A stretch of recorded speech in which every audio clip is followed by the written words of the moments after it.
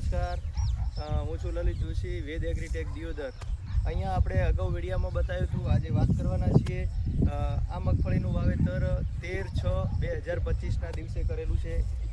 20 number મગફળી વાયેલી છે અને આની અંદર આપણે બીજ સુપ્રીમનો પટ આપેલો હતો નીચે મગફળીના ઉગાવવા માટે. બીજ સુપ્રીમનો પટ આપ્યા પછી આપણી મગફળી છઠ્ઠા દિવસે નીકળી ગઈ હતી. એના પછી ઉપર 2 વરસાદ થયેલા છે. 2 વરસાદ થયા એ ટાઈમે પાણી ભરાઈ ગયું હતું, બરાબર, ફૂલ પાણી ભરાઈ ગયું હતું અને એ ટાઈમે એવું હતું કે મગફળી ઉગશે નહીં. પણ તોય છતાં વરસાદ થયા પછી ઉપર પાણી ભરાઈ ગયું હતું. છઠ્ઠા દિવસે બધી મગફળી નીકળી ગઈ હતી.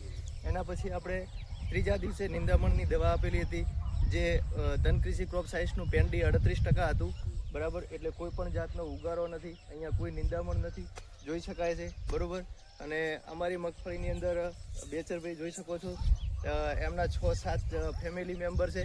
બધાએ બહુ જબરદસ્ત મહેનત કરી રહ્યા છે, બરાબર. અને આજે 18/7/2025, બરાબર, એટલે કે 35-36 દિવસ થયા છે મગફળીને.